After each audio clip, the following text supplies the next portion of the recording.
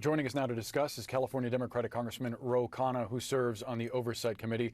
Congressman, thanks so much for sharing part of your evening with us. What is your reaction to the release of these transcripts? Does it match up with what you know about the case? The last line is the most important, that she's expecting a pardon. I mean, she is basically trying to flatter Donald Trump. She has no credibility in terms of having been convicted for perjury. And what is most insulting is her dismissal of the victims. It was offensive. Thomas Massie and I are having 10 of the victims on September 3rd at the Capitol to tell their story. We need to center the victims. That is going to be an explosive press conference, and it's going to show how abused these women were and how reprehensible it is that Maxwell is dismissing that. Maxwell notably denies that any wrongdoing took place on her behalf, something that contradicts what we've heard from victims and clearly what she was convicted of. I want to ask you about the documents that were turned over to the House Oversight Committee. We understand they'll be made public once a review process takes place to ensure that sensitive material like victims' names are redacted. Can you give us a sense of what that review process looks like, how long it could take, and also what mechanisms are in place to make sure that you've actually received everything that DOJ has in its possession?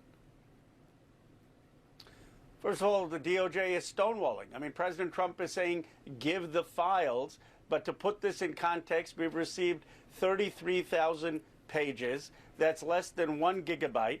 The FBI has said publicly that there are about 300 gigabytes of files. That means the DOJ today released well less than 1%.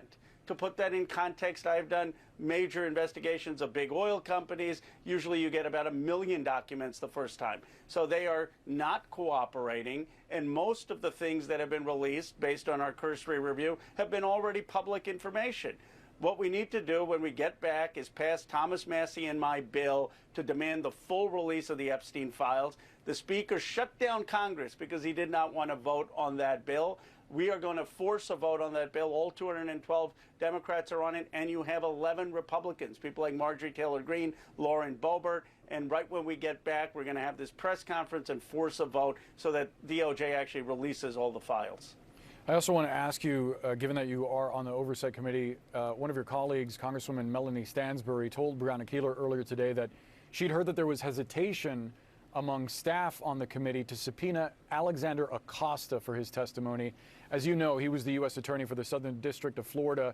He was the one that brokered that non-prosecution agreement that Epstein received in 2008, the so-called sweetheart deal.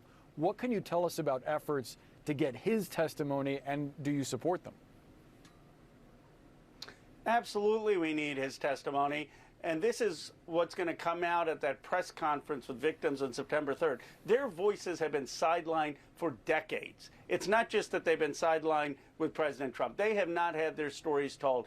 There was a papering over the first Epstein plea deal where he got a deal that no one who abused and raped young girls should have gotten. And Acosta needs to explain to the American people why that happened. You know why this is upsetting so many people? They want to know what force is so powerful that it's preventing the United States government from releasing all these files and having transparency. What force is more powerful than the United States government? Why can't we release these files? Why can't rich and powerful men have accountability? I believe after that testimony on September 3rd, after that press conference, the entire Oversight Committee is going to say we need to vote for the Acosta subpoena.